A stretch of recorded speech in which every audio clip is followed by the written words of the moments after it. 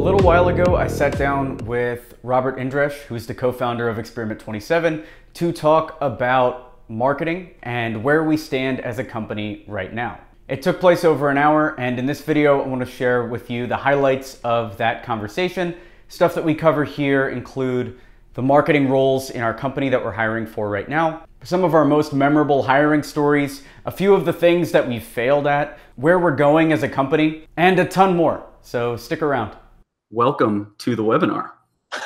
Thanks so much. All right, so let's talk about X27. I was at an event last night, and this dude follows me on Instagram, and he says, "Alex, I have no idea what you do for work." So I'm assuming there's a decent number of people that have no idea what Experiment 27 is or what we do or anything like that. So I'd love if you would just pitch it. What is X27? X27 basically helps other agencies get more business for themselves. And the way we do that is through various marketing channels. Our main channel is direct outreach. So we reach out directly to the audience our clients would like to talk with. So we have extensive discovery calls with them in which we agree, okay, what's the minimum budget that you want? What's the type of client you want? What's the type of projects you like, And then we nail down specific niches and sub-niches, and then the exact person we need to speak with. And then we reach out to them with customized emails, we call them, we reach out to them on LinkedIn, whatever we can to get on their radar. If they're interested or they have any goals in the future on a project similar to what our clients offer, they'll show their interest, and they're already pre-qualified because we don't talk to people that our clients don't want to speak with. So we just set up the call with our clients. That's basically what we do. And we also have various other channels, like sometimes we do PPC, we do quite a bit of PR, getting our clients featured on like podcasts, on Inc., sometimes on Forbes, and so on. So one of the hardest things for us so far has been consistency in results. So we'll have some clients that nail it, that basically get a huge ROI, that are booking meetings with like these gigantic companies. And then we have these other clients where it seems like it doesn't matter what we do, right? They're just never going to be successful. And that's really what we're trying to fill with this role. I agree. So on our end, we really need someone that can have the creative input, and the most important part is to have it consistently and also check up on it. Because both me and you, Alex, we can, if we stay 40 hours a week just working on one client, we break through the roof, in like 4 weeks or maybe even less, The thing is that when you work with other people, you need to consistently check up on the team and make sure they're actually doing and implementing and are consistent, and that every single week tweak that. So we're basically looking for someone that has already done this. We don't want people on trial. We pay real salaries, and as a result of that, that comes from our clients. We don't want to mess with their money more than we're already experimenting with it, right? That brings us to a really good point, which is kind of the management style at X27. Actually, I was on a call yesterday with one of our outreach managers. And one of the things that I'm consistently telling them is they have to write custom first lines for these emails. And it's interesting because when I ask them to do it, they'll do it. But then when I look in the inbox, if I don't check for like 1 or 2 days, it won't be done. Like they'll be sending generic emails again. In the past, we would agree on the strategy. I would say, okay, this is what you need to do. And then two or 3 weeks later or 2 months later, Alex, why are we not doing that? And I don't know. Everyone agreed verbally and in writing that we're going to do that. And we followed up various times. It's just for some reason, if we don't follow up every single, or maybe not every single week, but every other week on everything that needs to be done, for some reason, people stop doing it. And I don't understand why, because whenever we do it, we see results automatically. We're not booking meetings with small to medium businesses. We're not really even booking meetings with companies that have under, I would even say like $10 million in revenue. Like we're trying to find our clients these $100,000, $200,000, $1 million deals. And that requires going after these large companies. And one of the biggest insights is they're just as easy, if not easier to contact than the smaller companies, but you do need to put in that minimum amount of consistent work to get there. The only way we are going to stand out is to always write custom emails. And we keep doing that, and we keep telling the team to do that. I actually had a call with Austin earlier today, Alex. Austin is head of sales, sorry. And we both agreed, yes, that's what we should do, and that's what we keep doing and keep saying. But we are trying right now to work together with clients and say, look, instead of sending a few hundred emails and getting 5 leads, I'd rather send 50 emails and get 5 leads, but 50 very, very good emails, that make a very good first impression. So we want to take our clients away from numbers to literal results. Robert, if you want to fill people in a little bit on how our company's structured. Of course. So we have a very, very simple org structure. So we have a few VPs, and everyone else is literally the tactician, literally doing the work. So we don't really care where you're from. We do prefer people in the US, just because our clients prefer it when we're local, right? We have, I think, just 2 people that are outside of the US, and that's Santi and myself. I'm in the UK, Santi's in Colombia. So Santi he does our marketing reviews right now. That's our most popular initial offer, which is basically going through for a month and coming up with marketing strategies for our actual clients, which actually the person being hired here is going to help with that as well. And then Bob is a salesman. He's underneath Austin. He does outreach for us at X27, so finding us clients. With regards to that, every single person is or hops on a monthly call, and everyone has a one-on-one with their directs. But again, it doesn't matter where they are. What we care about is the skill set that they have and the culture fit. These are the 2 main things. So what does that look like? So what is a culture fit when it comes to X27? One of the most important things is that you need to be independent as a person, as in no one in X27 will take you by the hand, and just make you do things. We literally don't want to deal with people anymore that we have to tell them several times, could you please do that? Could you please do that? Me and Alex are both patient. Me maybe a bit more than Alex, but I'm always telling Robert we got to fire people, and Robert's like, no, we got to find another place for them in the organization. Yeah, I tend to grow on people, and I like them, and I truly do. Whenever I think of myself as a CEO, I say, okay, I'm literally responsible for the success of all of my clients and the welfare of all of my employees. But if at the end of the day, if the entire company suffers because someone literally doesn't want to do the work that they have to do, themselves without management, we will literally have to let them go. So. What are some mistakes that we've made in the past with hiring?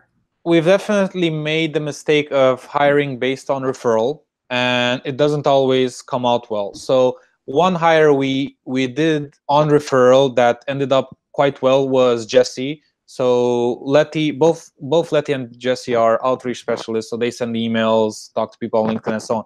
So at one point, Letty recommended Jesse, and both of these people are very, very good in their roles, and we're very, very glad to have them on the team.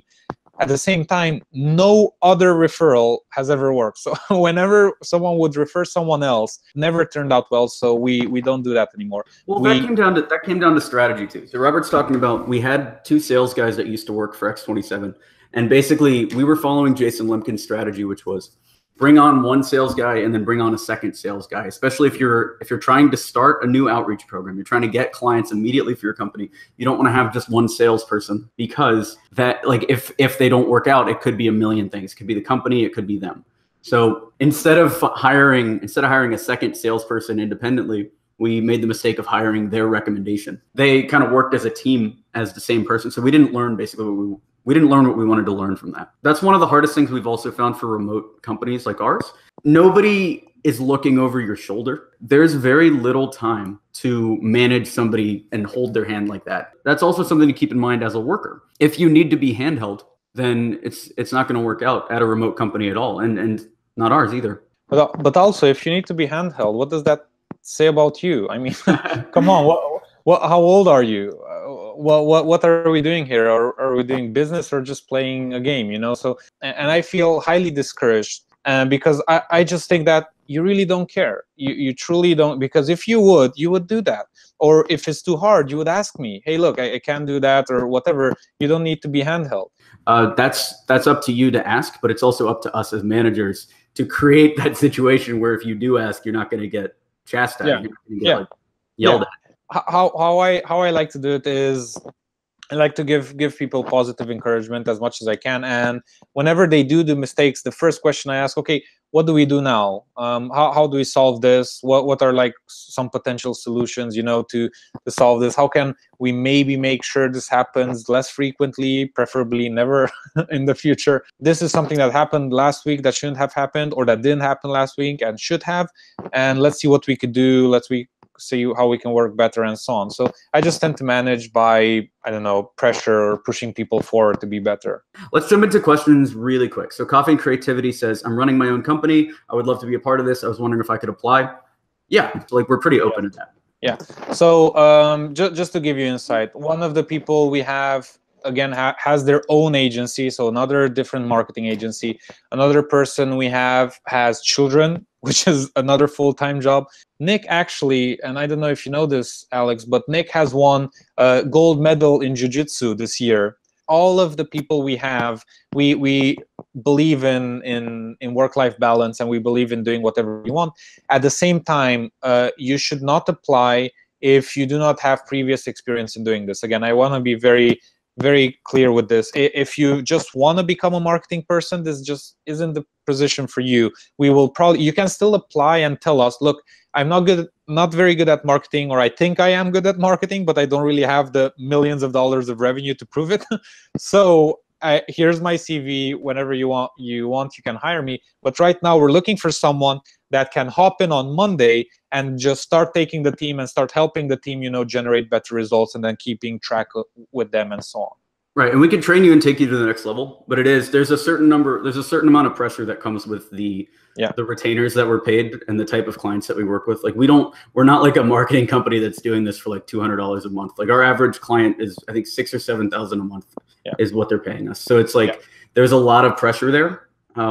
It's fun and it'll take you to the next level, but it's also not an entry level position. Our clients typically pay us on average like $100,000 a year. These people mean business. They want to talk with people that know how to do their jobs, right? So if we take on anyone, and they actually ask, what's your experience? Who are you? What have you done before? If you can't say, well, I am, I don't know, Mark, I've worked in these past companies, I've generated 20 million, or at least a few million or whatever, what that will do is it will reduce their trust towards us, and that doesn't help us at all. So we're both very good. Me and Alex are both very good with strategy, with working with people, with getting solutions, and we got a ton of results during our career. I mean, the quantity of like leads and business we got for ourselves and for others is like, I don't know, I think it's like tens of millions either way. So it's tens of millions. I usually say 100 million is like 100 million. It might be a little lower than that, but it's probably around there. Well, for us specifically, we got in previous jobs, we got clients for our employers. Then in X27, we got millions worth of contracts for us, and then we got several millions, tens of millions for our clients. So literally, those add up to at least like 30 to 50 million over the course of like 4 years or something like that. So we don't expect someone to have as much experience as we do. If you do, that's amazing. Come join us. Compensation will be as like per the experience. But if you have experience in generating revenue as we have, even if it's less, we still want to take you on and like work together to help you go to the next level, as Alex said. That's very what we care about is a very deliberate and concise focus, on generating results. We don't care about likes. We couldn't give a crap less about tweets. It's just not how we work. If you wanna find real solutions, to get people millions of dollars, then come and we can help you on your route. It doesn't work if you say it didn't work this week, and then next week we're gonna do more of the same thing and expect different results, or it takes ramp up time. Me and Alex keep saying, if you have the right strategy, it takes a few days to get amazing leads. It takes a few hours, actually. I tested my outreach skills last week or 2 weeks ago, and I reached out to some big enterprises in the US and the UK with some very specific emails, and those emails, and I'm not bluffing, had a 100% positive reply and book rate. So all of the people replied and said they want to work with us, and that took me like 2 or 3 hours. So that's what you do. Well, it's the time put into it as well. Yeah. Like a lot of the stuff we talk about on this YouTube channel, there's basically the three variables, right? Are you selling the right thing? Are you selling to the right title? And do you have the right industry that you're targeting? But Robert, also, if you sit down, the way that Robert did it is it's just a personal intro, like, hey, I really love this company and would love if you would just hop on a call with me. It was something like that. So being able to innovate and do that and not take what we say as gospel, right? Or as perfect and being able to run with your own strategies is extremely important. Yeah. Let's knock out some quick questions. Okay, Christina said, so the client marketing manager will oversee these salespeople? They're not salespeople, so they're marketing people that basically they work with software such as Yesware, and we're subscribed to various platforms where we get our leads from and so on. So what they do is, if email doesn't work, they can call them, or if that doesn't work, they can contact them on LinkedIn and so on. So it's direct outreach. At the same time, that marketing person, that we want to hire, will also oversee PR. If we do PPC, they will oversee PPC. They don't need to be an expert in all fields, but they need to be creative enough and understand how marketing works. And how marketing works is that you need to understand the client you're reaching out to and the offer you have, and then make the link between those. So number one, come up with the creative input every single week, improve. And then number two, make sure people actually do that. So we have the systems in place to help you oversee and help see what everyone's doing. Plus you can call them at any point in time and so on. So I hope that answers the question. Essential says, hey, Alex and Robert, are you looking to hire beyond just for this position? What are your future goals as well? We're not looking to hire right now, as we're a lean team and we want to stay that way. We don't have any extra positions. Future goals would be to scale up the number of clients, and then the position we will probably hire for most is outreach specialists. So the outreach specialists, they are the ones that do the direct outreach, and they send the emails, they call people if they don't reply to email, or they message them on LinkedIn and so on. So that's the main role we hire for. Christina asks again, what does your customer profile look like? So not just the enterprise, do you work with public sector as well? Our clients are other agencies. So we basically have three main types of agencies that we work with. We have software developers, right, that literally develop either simple software like websites and things like that, or complex artificial intelligence, Internet of Things, things like that. So more complex projects. The second one is ad agencies, so people that do design as their main focus, or let's say marketing for other types of companies. And the third one would be video production. So we're seeing success with all three, but again, it's not about the industry, it's about the specific client. So some of our clients want public sector as well, like universities or healthcare, or hospitals, things like that. But other clients want to work with funded startups. Other clients want to work with energy, so companies within the energy sector, and so on. So the spectrum is quite broad, like even event organizing companies, so it really depends on their case studies, what they're good at, what they have experience in. The marketing that we run, especially when it comes to spinning up any good cold email outreach campaign, is very similar to the process someone would go through when they're finding product market fit for their own company. If it's a web design client, we need to find what industry is going to be a good fit, and then what title at those companies are going to be a good fit. That's all hypothesizing. And then it's working with our outreach managers to test all three of those assumptions. And if they're not right, to throw them out, use those learnings, and try to find exactly where that's going to fit. So that's actually a good point, because it might change. So even though at the beginning we say, here are three niches we can start with, maybe all of those are going to get us ROI, and generate meetings, or maybe none of those. And then you need to be ready. Okay, what's a sub niche in here, or what's a niche we can pivot to? So for example, if someone works within entertainment, right? Entertainment is basically content, on TV or whatever. Then they can maybe go to publishing, which is content through written text, So maybe they can transition, maybe you can pivot in that direction, or things like that. And then, like Robert's saying, once you break through, you see the results in a day or two. We are open to trying anything. There's this myth that if you test too much, you'll end up hurting your brand. And a lot of corporations have this issue too. Like, don't show our logo in a certain way, or like, don't present us in a certain way. And that actually leads to a lot of failure for those brands. At least for us, like, we found the more you're willing to risk, the more reward there is, the bigger the clients are that are willing to follow along. We noticed that the more mature and the more established our clients are, the more they get it, and the less amount of useless pressure they put on us. So we see it right now because we keep getting better and better clients. They're very happy about it, and they realize that if we continue doing that, 7 will lead to 14, and then they'll have 28 in the pipeline, and so on and so forth. In the meanwhile, they'll be closing deals, so everything we do is going to become self-sustaining. And that, as Alex said, that typically starts happening in month 9, when our service basically starts paying for itself. It has never happened for us that someone stuck around for over 9 or 10 months and they didn't get an ROI. It never happened until now. So it shouldn't be too hard to transition them into seeing it as an agency, but also from an empathetic point of view, like, it does take a lot of trust to get to that. So if you want to apply to this job or refer someone, again, if you do, and we encourage you to, even if you're applying yourself, just because we don't take someone this time doesn't mean we won't take you or anyone else, in the future. We would really like to have the best person or the most competent person in the role, because that's how we can grow, and that's how we can then hire even more people, for the team. So if you want to hire or refer someone, literally you can refer them to Robert at x27marketing.com. Thank you so much, guys. Thanks for watching this video. If you're interested in the marketing manager position, I would love if you would email Robert at experiment27.com to let him know.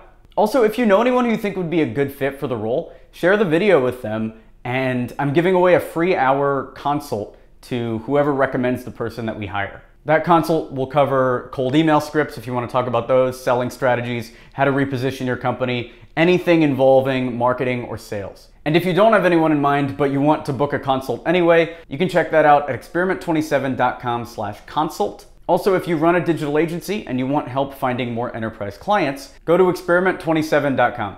I'm Alex Berman. Thanks for watching.